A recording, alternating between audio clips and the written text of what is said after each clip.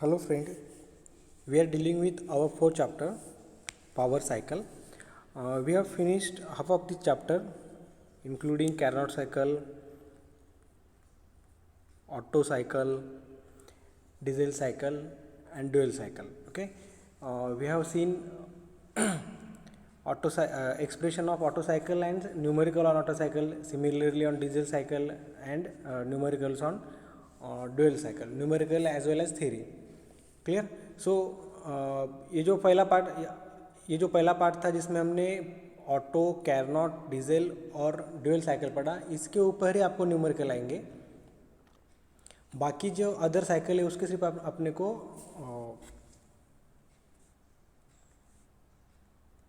तो बाकी के जो साइकिल्स है एरिक्सन साइकिल, जूल साइकिल, इसके सिर्फ हमें एनालिसिस है। और ये जो अभी हमने पढ़ा इसमें एनालिसिस भी है, मतलब कैसे हम उसका इफिशिएंसी फाइंड आउट करते हैं और mean effective pressure find out करते हैं, और उसके बाद उसके ऊपर न्यूमेरिकल भी थे। क्लियर।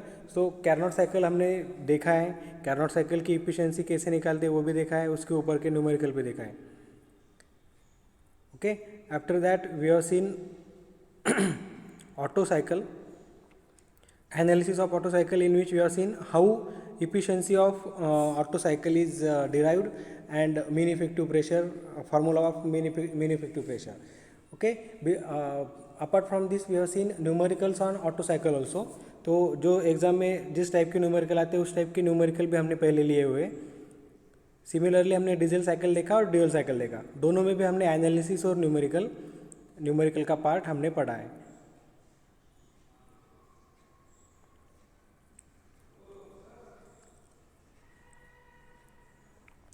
तो आज हम नेक्स्ट साइकिल देखेंगे।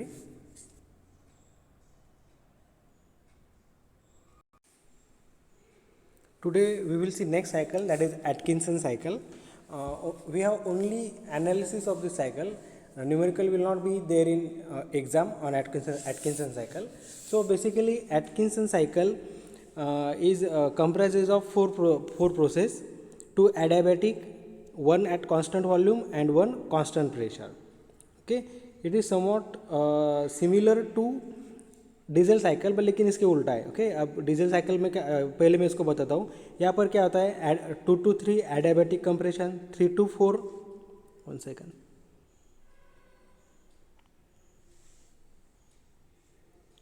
2 to 3 adiabatic compression, 3 to 4 जो है it is heat added at constant volume.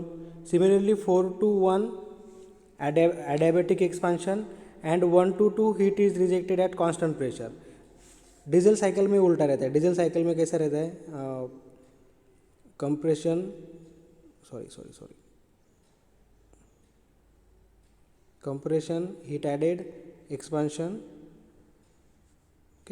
1 2 3 4। Diesel engine में हीट ऐड होती है कांस्टेंट प्रेशर है और हीट रिजेक्ट होती है कांस्टेंट वॉल्यूम है, लेकिन इसमें उल्टा है, हीट ऐड हो रही है कांस्टेंट वॉल्यूम को और रिजेक्ट हो रही है कांस्टेंट प्रेशर को। तो आप उसको याद रखने के लिए ऐसे बोल सकते हैं कि ये डीजल साइकिल का उल्टा है। डीजल साइकिल में हीट ऐड होता है एट कांस्टेंट प्रेशर और हीट रिजेक्ट होता है एट कांस्टेंट वॉल्यूम, और एटकिंसन साइकिल में हीट ऐड होता है एट कांस्टेंट वॉल्यूम और रिजेक्ट होता है at constant pressure. Clear. Okay, so compression ratio is nothing but V2/V3। यहाँ पर देखो, यहाँ पर अल्फ़ा क्यों लिया है मैं आपको बताता हूँ।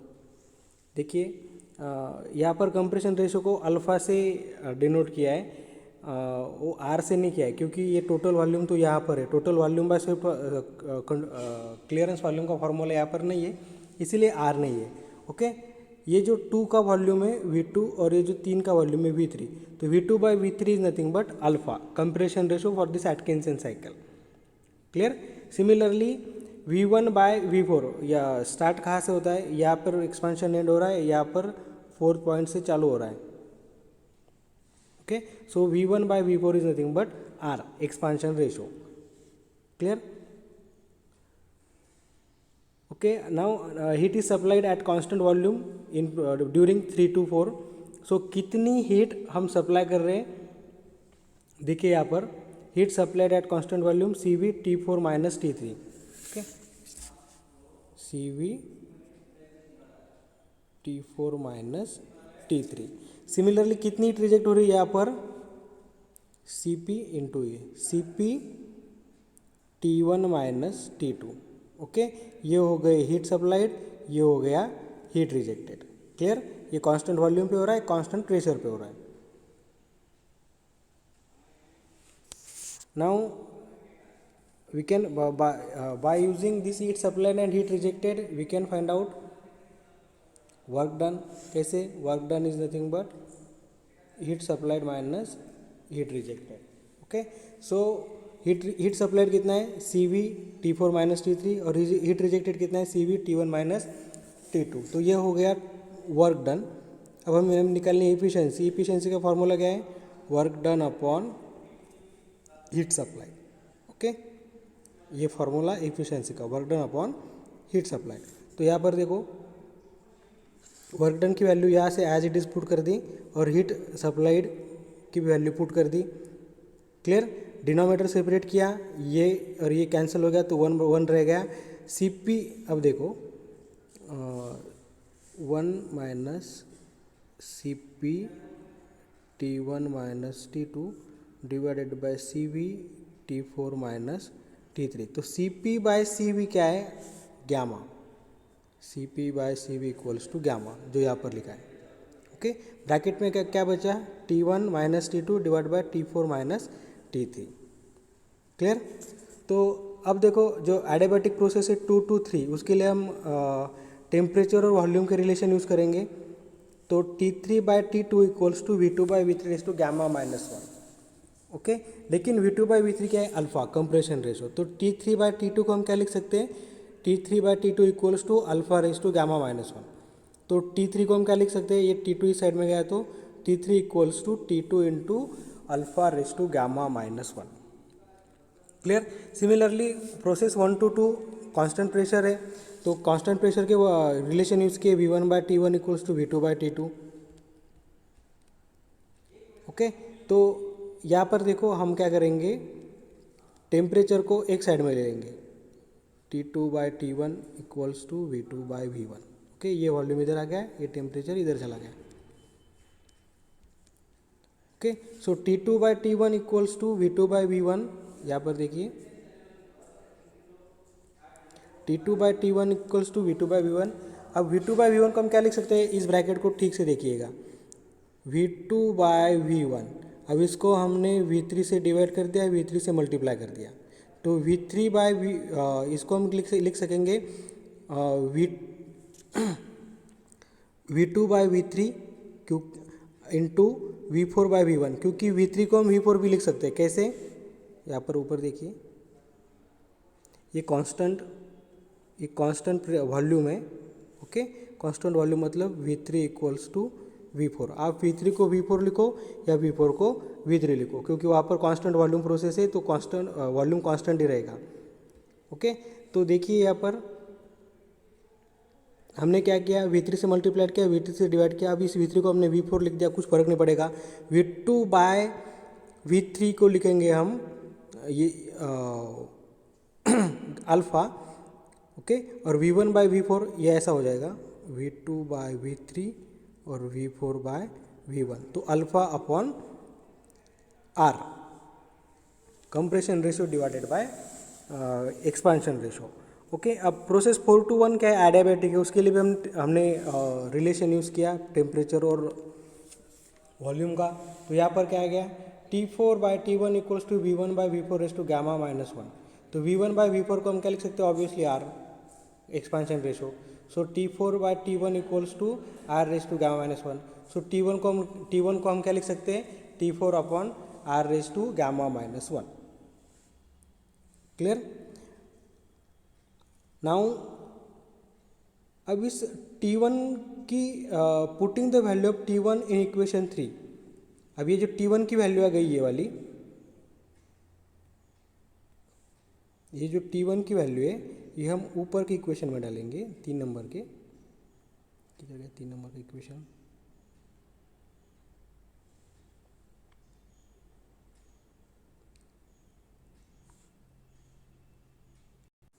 ये जो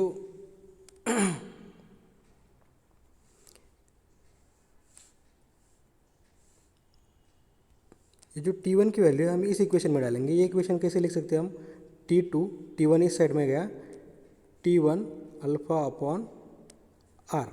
तो T1 की वैल्यू क्या है, ये वाली। तो यहाँ पर देखो T2 इक्वल्स टू, अब ये T1 की वैल्यू हम ये पुट करेंगे, T4 raise to R gamma minus 1 into alpha upon gamma. Clear. अब देखो R raise to gamma minus 1, R race to 1, तो इसके पावर की जो है समेशन हो जाएंगे। इसको मैं और सिंप्लीफाई करता हूँ। देखिए ये ऊपर तो अल्फ़ा इंटू T4 है, नीचे क्या बचा, R raise to gamma minus 1 into R. तो बेस सेम है तो इंडस इसके समेशन होगा, तो आर raise to gamma minus 1 plus 1 plus 1 minus 1 cancel, R raise to gamma. Clear. तो T2 को हम इन टर्म्स ऑफ T4 भी लिख सकते हैं। कैसे, T2 equals to alpha into T4 upon R raise to gamma. अब ये जो T2 की वैल्यू आ गई है, ये जो T2 की वैल्यू आ गई है, अब हम ऊपर वाले इक्वेशन में रखेंगे। ऊपर वाला इक्वेशन कौन सा है, ये वाला 2 नंबर वाला, T3 इक्वल्स टू T2। तो T2 में अपन वो वैल्यू पुट करेंगे। ये क्या है, T3 equals to T2 alpha raise to gamma minus 1। तो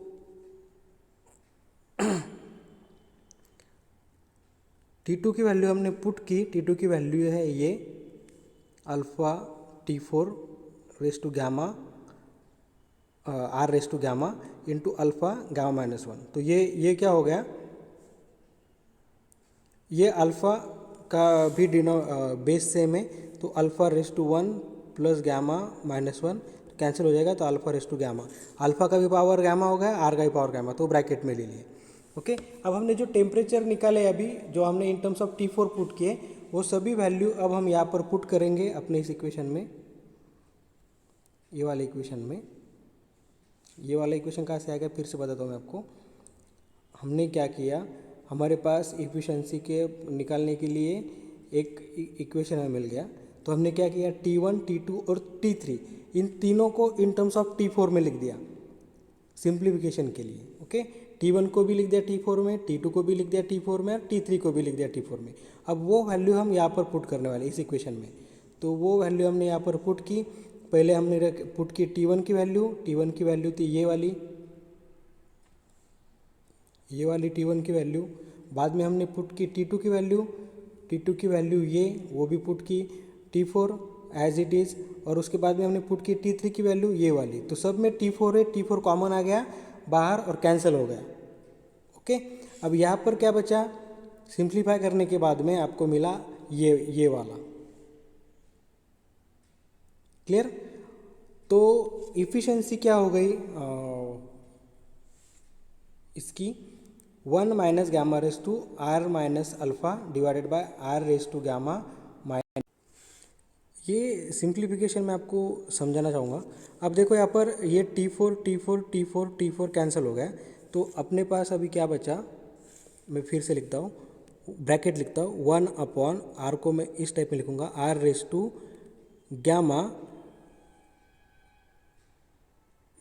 minus 1 minus alpha divided by R raise to gamma divided by, अब देखो ये इसका यहाँ पर 1 है, minus alpha raise to gamma R raise to gamma. Okay. अब देखो इसका जो ये जो इंडेक्स, इसको मैं सेपरेट करता हूँ, इसको हम क्या लिख सकते हैं, R raise to gamma 1 upon divided by R. अब इसको हम क्या इसको अगर हमको कलेक्टिव लिखना है तो आर गामा माइनस 1 लिख सकते हैं। ठीक है। तो ये जो डिनोमिनेटर का आर है ये ऊपर जाएगा, R minus alpha upon R raise to gamma. Clear. Divided by, इसको अब हम इसका डिनोमिनेटर सेपरेट करेंगे, R raise to gamma minus alpha raise to gamma divided by R raise to gamma. देखो आर रेस टू गामा ये इसका denominator same एक साथ में आएगा और ये कैंसिल हो जाएगा, तो ये ऊपर क्या बचा, आर माइनस अल्फ़ा, यहाँ पर R raise to gamma minus alpha raise to gamma. Simple था। क्लियर। तो एटकिंसन की इफिशिएंसी क्या हो गई फिर, 1 minus gamma R minus alpha R raise to gamma minus alpha minus gamma, sorry alpha raise to gamma. Okay. Okay, इनमें से R है एक्सपांशन रेशो और अल्फ़ा है कंप्रेशन रेशो। क्लियर, कुछ भी डिफिकल्ट नहीं था, आपको सिर्फ मेथड याद रखनी है। हम यूजुअली क्या करते हैं, यहाँ पर जो हमें फार्मूला मिलता है, यहाँ पर जो हमें फार्मूला मिलता है उस फार्मूले को हम सिंप्लीफाई करने के लिए एक टेम्परेचर को इन टर्म्स ऑफ दूसरे टेम्परेचर लिखते हैं। जैसे हमने T1 को इन टर्म्स ऑफ T4 लिखा, T2 को इन टर्म्स ऑफ T4 लिखा और T3 को इन टर्म्स ऑफ T4 लिखा, तो सभी टेम्परेचर अब T4 में, तो T4 कैंसिल हो जाएगा, बराबर। ओके, तो इस तरह से हमने एटकिंसन की इफिशिएंसी फाइंड आउट कर ली। अगले लेक्चर में हम दूसरी साइकिल देखेंगे। इसके ऊपर एक थ्योरी क्वेश्चन आपको आ सकता है, ठीक है। अगर आपको कुछ भी डाउट रहा तो आप व्हाट्सएप पे कभी भी पूछ सकते हैं। Okay, thank you.